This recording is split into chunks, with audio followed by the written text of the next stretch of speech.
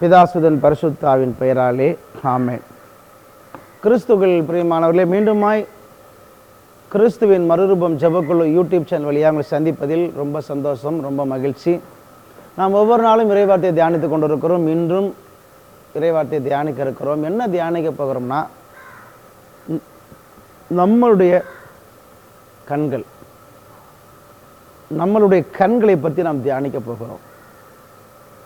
என்னன்னா பாருங்க, மத்தேயு நற்செய்தி 7வது அதிகாரம் 22, 23 வார்த்தை நிச்சயமாய் இந்த மலை பிரசங்க ஆண்டவர் சொன்னது நம்ம எல்லாருக்கும் தெரிந்திருக்கும். கண் தான் உடலுக்கு விளக்கு. கண் நலமாக இருந்தால் உங்கள் உடல் முழுவதும் ஒளி பெற்றிருக்கும். அது கெட்டு போனால் உங்கள் உடல் முழுவதும் இருளாக இருக்கும். ஆக உங்களுக்கு ஒளி தர வேண்டியது இருளாக இருந்தால் இருள் எப்படி இருக்கும்? இதாங்க வார்த்தையை பாருங்களேன். கண் தான் உடலுக்கு விளக்கு. ஒரு ரூமில் இருட்டாக இருக்கு ரூமு, அதில் நம்ம சுவிட்சை போடுறோம். சுவிட்சை போட்டால் லைட்டு எரியுது, உடனே அந்த ரூம் எல்லாம் வெளிச்சமாகுது. இதே போல தான் கண் தான் என் உடலுக்கு விளக்கு. அப்போ என் உடல் முழுவதும் ஒளியாக இருக்கணும்னா கண்ணு தான்.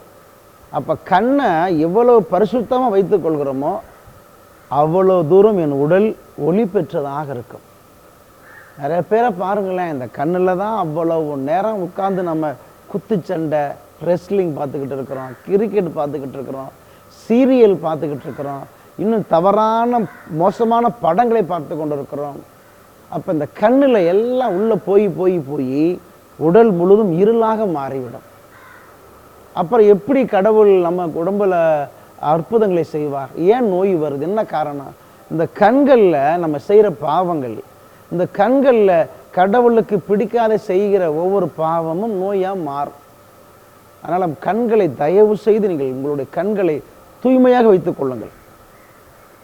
அப்பொழுது கண்கள் நிச்சயமாய் கடவுள் உகந்ததாக இருக்கும். திருத்தூதர் பவுலுடைய வாழ்க்கையில் பாருங்களேன், கிறிஸ்தவ சீடர்களை கொல்ல வேண்டும் என்று சொல்லி குதிரையில் தான் போகிறார். போகும்போது கடவுளுடைய ஒளிப்பட்டு கீழே விழுந்துட்டார். அப்போ கீழே விழுந்தோடனே, சவுலே ஏன் என்னை துன்புறுத்துகிறான்னு குரல் கேட்குறார். கேட்ட உடனே அப்படியே மௌனமாக இருக்குது. நீங்கள் யார் ஆண்டவரேன்னு கேட்குறாரு. நீ துன்புறுத்த இயேசு கிறிஸ்து நான் தான் சொன்ன உடனே அப்படியே மௌனமாயிட்டார். 3 நாட்கள் அவர் கண்ணு தெரியல. அப்பொழுது அனனியான்னு சொல்லி ஒரு ஊழியர் போய் திருத்தூதர் பவுல் மேலே கைகளை வைத்து ஜெபிக்கிறார். ஜெபிச்ச உடனே அவர் கண்களிலிருந்து செதில்கள் போல் கீழே விழுந்தது. அதற்கு பின்பு அவர் பார்வை பெற்றார். திருமுழுக்கு எடுத்து அடுத்து நல்லா சாப்பிட்டு வலிமை பெறுகிறான்னு பைபிளில் பார்க்கிறோம். அப்போ பரிசுத்த ஆவியானவர் திருத்தூதர் பவுல் மேல் வந்தோடனே கண்கள் தூய்மையாக மாறுது. அதுவரை செதில்கள் போன்றிருந்த பாவங்கள் பவுலுடைய கண்ணில் இருந்து கீழே விழுது. செதில்கள் போன்றவை கீழே விழுந்துன்னு பார்க்கிறோம்.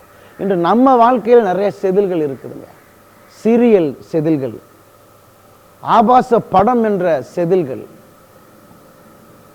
குத்துச்சண்டை, இன்னும் கிரிக்கெட்டு, ஃபுட்பால், இன்னும் பல்வேறு விதமான பாவ செதில்கள் கண்ணுக்குள்ளே கிடக்குது. இதெல்லாம் கீழே விழுகணும். கண்ணை விட்டு கீழே விழுந்து போகணும். அப்பொழுதுதான் ஆண்டவரை பார்க்க முடியும். இல்லைன்னா ஆண்டவரை பார்க்கவே முடியாதுங்க. நான் என்னுடைய வாழ்க்கையில் அப்படித்தான். கடவுள் என்னை தொட்டதுக்கு பின்பு எனக்கு கடவுளுக்கு பிடிக்காத நிறைய காரியங்களை அவாய்ட் பண்ணிகிட்டே வந்தேன். ஆனால் இந்த குத்துச்சண்டை, ரெஸ்லிங், இந்த 10 ஸ்போர்ட்ஸ் சேனலில் போடுவான் ரெஸ்லிங், எனக்கு அது சின்ன வயசுலேருந்தே ரொம்ப பிடிக்கும்.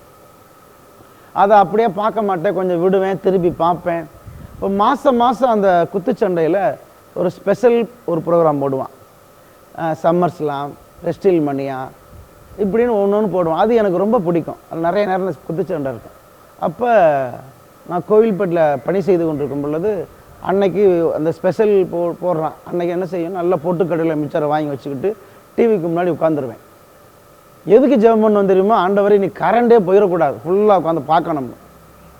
அப்போ அந்த நேரம் பார்த்து ஒரு ஃபோன் வருது, பிரதர் இது மாதிரி என் பிள்ளை ஐசிவாவில் வச்சுருக்காங்க, ஜெபம் பண்ண வருவீங்களான்னு. எனக்கு நான் கோபம் ஒரு பக்கம் நடாது. இந்த நேரம் பார்த்து இந்த அம்மா இப்படி சொல்லுதே, ஏம்மா நான் அப்புறமா ஒரு 9:30 மணி 10 மணிக்கு மேலே வரட்டா? சரி வாங்க பிரதர்ன்னு சொன்னாங்க. நானும் போயிட்டேன்.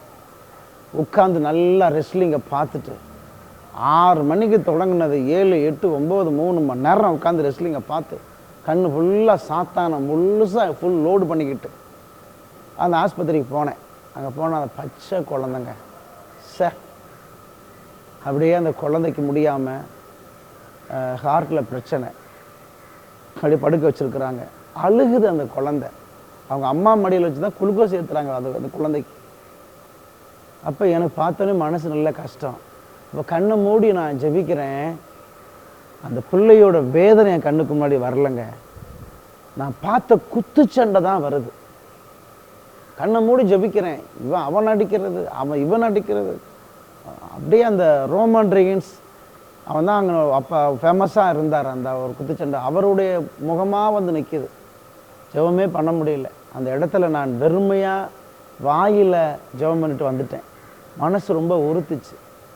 ஒருவேளை நம்ம கூட பிறந்த அக்கா அண்ணன் குடும்பத்தில் இது மாதிரி ஒரு சின்ன குழந்தைகளை அட்மிட் பண்ணியிருந்து ஐசியூ வார்டில் நம்ம இது மாதிரி படம் பார்த்துட்டு இருப்போமா, வேறு யாருக்கோன்னு சொல்லி தானே நம்ம அசால்ட்டாக இருந்தான். அதிலிருந்து ஆண்டவரே இந்த குத்துச்சண்டை மேலே எனக்கு இருக்கிற ஒரு தாகத்தை மாற்றுங்கப்பான்னு சொல்லிட்டு தூக்கி எறிஞ்சிட்டு, அப்போ அந்த அக்காட்ட சொன்னேன், அக்கா நான் இன்னொரு நாள் நான் வந்து ஜெபம் பண்ணுறேக்கான்னு சொல்லிட்டு நல்ல பாவ சங்கீதத்தை எடுத்துட்டு மீண்டும் அந்த குழந்தைக்கு ஜெபிக்க போனோம். போய் நல்லா முழங்கால் படிட்டு அந்த பச்சை குழந்தைக்காண்டி ஜெபித்தோம். கடவுள் என்ன அற்புதம் செஞ்சாருன்னா, கிறிஸ்துக்கள் பிரியமானவர்களே, எந்த ஆப்ரேஷன் பண்ணணும்னு சொல்லி ஹார்ட்டில் சொல்லி வந்திருந்தாங்களோ அந்த அப்படி ஒரு ஆப்ரேஷன் இல்லாமல் சூப்பரான அற்புதமான விடுதலை கொடுத்தார்.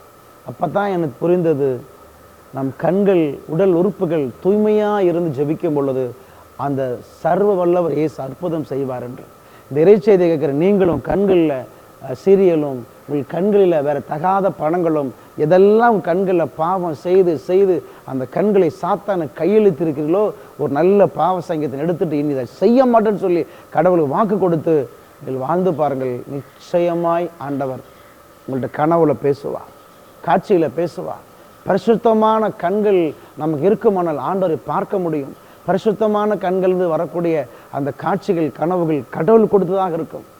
சீரியலை பார்த்துட்டு மற்றதை பார்த்துட்டு கண்ட படங்களை பார்த்துட்டு நீங்கள் படுத்தீங்கன்னா அந்த கண்ணில் சாத்தான் தான் கனவை கொடுப்பான், காட்சியை கொடுப்பான்.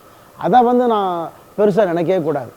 காரணம், பரிசுத்தமான கண்கள் ஆண்டவருக்கு ரொம்ப பிடிக்கும். இந்த நேரத்தில் கண்களை மூடி நாம் செபிப்போம். மகா தூயவரான ஆண்டவரே, இந்த நாளுக்காய் நன்றி செலுத்துகிறோம். இந்த நாளிலும் மேசப்பா இந்த இறைச்செய்தி கேட்குறீங்க எல்லோரையும் ஒப்பு கொடுக்குறோம் அப்பா. உங்களுடைய கைகளிலிருந்து கால்களிலிருந்து முதுகிலிருந்து வழிகின்ற ரத்தம் எங்கள் கண்கள் மீது ஊற்றப்படட்டும். எங்கள் கண்கள் உங்களுக்கு உகந்ததாக இருக்கட்டும், உங்களுக்கு பிடித்ததாக இருக்கட்டும், தூய்மையாக இருக்கட்டும். எங்கள் கண்களில் செய்த எல்லா பாவங்களையும் கழுவி கழுவி கழுவி சுத்திகரித்து உகந்த கண்களாக மாற்றும். இயேசு கிறிஸ்துவின் மூலம் ஜெபிக்கிறேன் பிதாவே. ஆமேன், ஆமேன், ஆமேன்.